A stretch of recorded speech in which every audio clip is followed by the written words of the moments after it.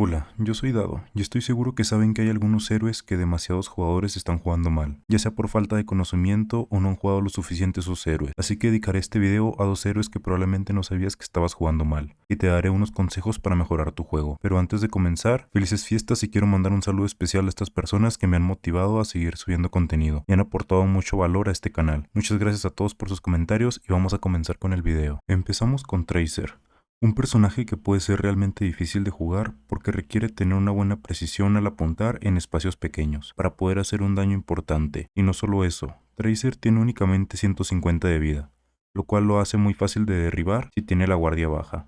Algunos jugadores optan por un estilo de juego asesino con Tracer e intentan ir por kills solos. Esto está bien y te puede funcionar, pero el mejor estilo de jugar Tracer es seguir el daño que está haciendo tu equipo, ya sea que tengas en el equipo contrario héroes como Widowmaker, Hanzo, Soldado o Cassidy. Vas a querer buscar a quién están enfocando la mayoría del tiempo o simplemente preguntar a tu equipo quién no los deja de molestar. De esta manera puedes perseguir al enemigo cuando esté distraído buscando a tu compañero, y será muchísimo más sencillo desaparecer a un enemigo que está recibiendo daño que ir tú solo por alguien con la vida llena, que no está distraído porque eres el único peleándoles. Así que si tienes problemas jugando un estilo más asesino, intenta esta forma de jugar buscando el daño que está generando tu equipo en vez de hacer todo por tu cuenta. Ahora, el primer consejo importante que puedo darte con Tracer es aprenderte los mapas.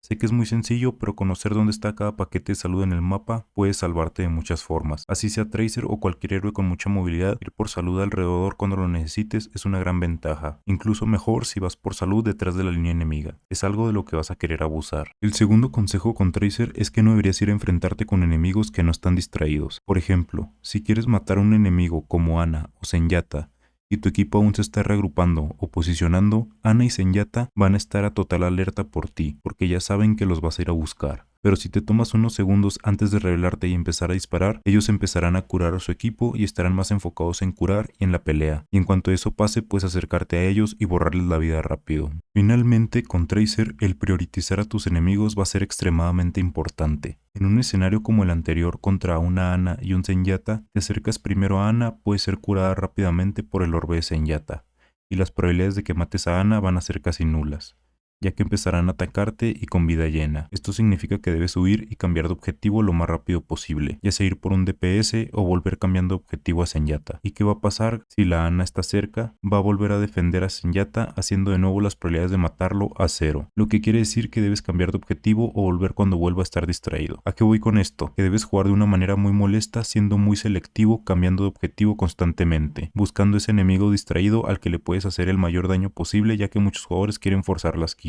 y terminan muertos o nunca logran acercarse porque van a los héroes que ya están alerta por la Tracer. La única excepción de forzar estas kills es si tienes tu ultimate lista, así que asegúrate de trabajar en saber cuándo salir de peleas después de distraer y pelear a los enemigos, o cambiar de objetivo rápidamente para que puedas matar a esos héroes que no están recibiendo ninguna curación. Como segundo héroe, Kiriko es el nuevo soporte del juego y puede ser demasiado fuerte si la juegas correctamente. Su multiplicador de daño de tiro a la cabeza es triplicado, por lo cual su kunai puede hacer 120 de daño con un simple disparo a la cabeza.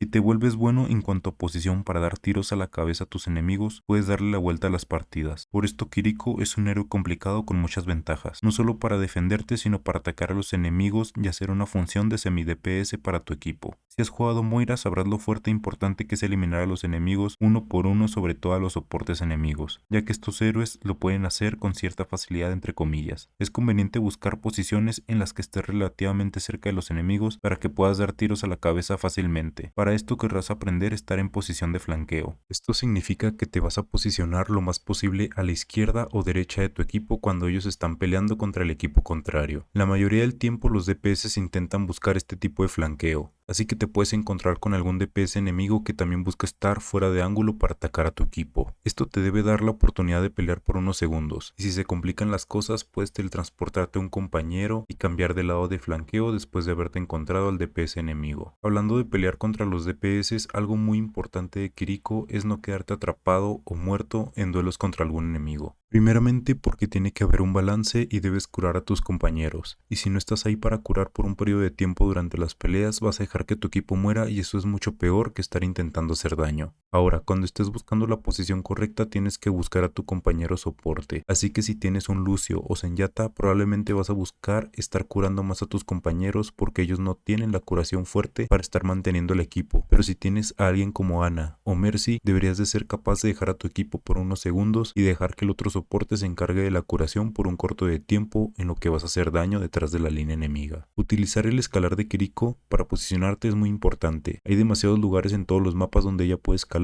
y solamente disparar hacia abajo a los enemigos y al mismo tiempo curar. Como segundo consejo es saber cómo utilizar el Suzu, ya que la mayoría lo utiliza cuando los compañeros ya están críticos.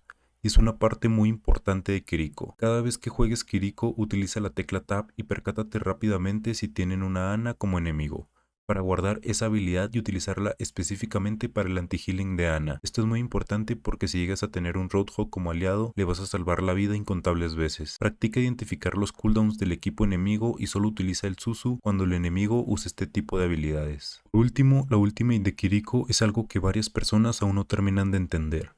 La ultimate viaja en línea recta y termina cuando topa contra un obstáculo o a los 25 metros.